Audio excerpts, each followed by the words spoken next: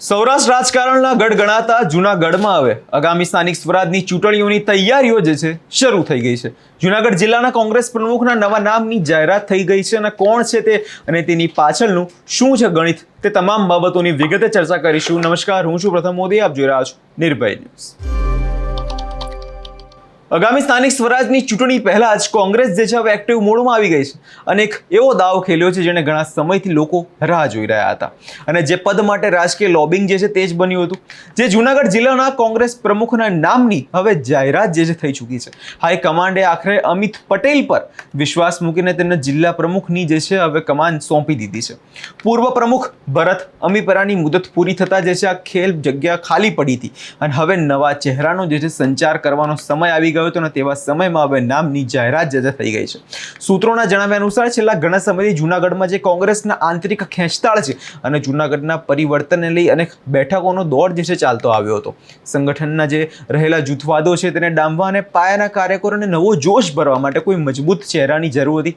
કેમ કે જો વાત કરવામાં આવે તો ભરત અમીપરાનો કાર્યકાળ જે છે પૂરો થયા બાદ અનેક નામો ચર્ચામાં હતા, પરંતુ અમિત પટેલના નામ પર મોહર મારીને કોંગ્રેસે એ સંકેત આપ્યો છે કે આગામી ચૂંટણીમાં કોઈ પણ પ્રકારનું જે છે હવે જોખમ લેવા નથી માંગતા।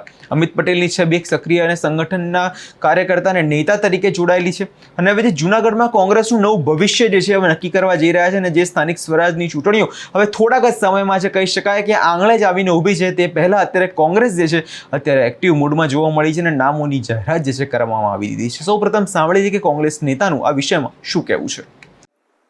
અમિત પટેલ, જિલ્લા કોંગ્રેસ પ્રમુખ જુનાગઢ। આજે શીર્ષ નેતૃત્વએ અમારા હાઈકમાન્ડે મારા પર વિશ્વાસ મૂકી અને પ્રદેશ કોંગ્રેસ ને આખી ટીમ, મારા વડીલ મુરબ્બી સૌ લોકોએ જે મારા પર ટ્રસ્ટ દાખવી મને જિલ્લા કોંગ્રેસના પ્રમુખ તરીકેની જવાબદારી સેવા કરવાનો જે મોકો આપ્યો છે, ત્યારે જે જુનાગઢ જિલ્લામાં હંમેશને માટે મેં લડાઈ કરી છે। ખેડૂતો હોય, વંચિતો હોય, યુવાનો હોય, મહિલાઓ હોય કે શિક્ષણને લગતો પ્રશ્ન હોય, આરોગ્યને લગતો પ્રશ્ન હોય, ત્યારે લોકોની માંગણી હતી, ત્યારે આ લોક માંગણીમાં જુનાગઢના જિલ્લા પ્રમુખ તરીકે જે સેવા કરવાનો મને મોકો મળ્યો છે, હું 100% ખાતરી આપું છું અને વિશ્વાસ સાથે કહું છું કે હંમેશને માટે લડાઈ કરતો રહીશ અને જે કાંઈ પ્રશ્ન હશે એના કઈ રીતે સમાધાન થાય, સોલ્યુશન થાય અને કોંગ્રેસ પાર્ટીને ફરીથી પૂરી તાકાતથી ઉભરી આવે અને કોંગ્રેસે જે 2015માં જિલ્લા અને તાલુકા પંચાયતમાં જે દેખાવ કર્યા હતા, હું યાદ અપાવીશ ત્યારે મારી પાસે જવાબદારી હતી, તો 100% 2015નું પુનરાવર્તન અમે આ આવનારી સ્થાનિક સ્વરાજની ચૂંટણીમાં કરીશું। ઘણા એવા કડવા નિર્ણયો પણ લેવા પડશે। ક્યાંક ક્યાંક મને એવું લાગે છે કે પાર્ટીના હિત માટે કડવા નિર્ણયો લેવા પડે તો પણ લઈશું, પણ સર્વોપરી પાર્ટી છે, એક પાર્ટીના વફાદાર સૈનિક છીએ અને સૈનિક તરીકે કામ કરશું અને એક પ્રમુખ એ એક ભાગ છે, પણ જે પાર્ટીને મજબૂત કરવાની વાત છે એમાં 100% અમે આગળ વધવાના છીએ। સૌ લોકો સાથે મળીને જુનાગઢના સૌ મારા કાર્યકર મિત્રો, વફાદાર સૈનિકો અને જે નાગરિકો છે એમને જે ટ્રસ્ટ છે અને વિશ્વાસ છે એમાં સંપૂર્ણ હું 100% ઊણો ઉતરીશ નહીં। એટલે હવે સવાલ એ થતો હશે કે આ સમયે ફેરફાર કેમ? તો તેનો સીધો જવાબ એ છે આગામી સ્થાનિક સ્વરાજની ચૂંટણીઓ।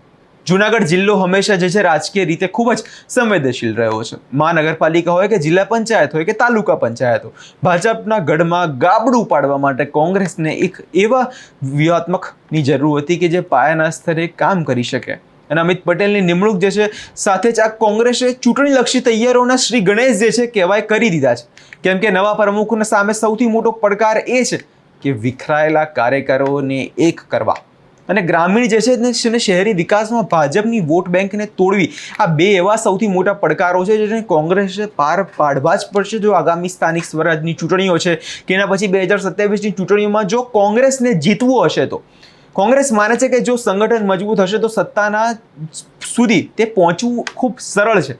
જૂનાગઢની જનતાના પ્રશ્નો છે અને ખેડૂતોની સમસ્યા અને સ્થાનિક રોજગારી જેવા મુદ્દાને લઈ હવે અમિત પટેલના નેતૃત્વમાં કોંગ્રેસ જે છે આક્રમક મૂડમાં જોવા મળે તેવું લાગી રહ્યું છે। રાજકીય વિશ્લેષકનું માનવું છે કે આ નિમણૂકથી કોંગ્રેસ પાટીદાર અને અન્ય જ્ઞાતિના સમીકરણોને પણ સાધવાનો પ્રયાસ જે છે આમાં કરવામાં આવ્યો છે।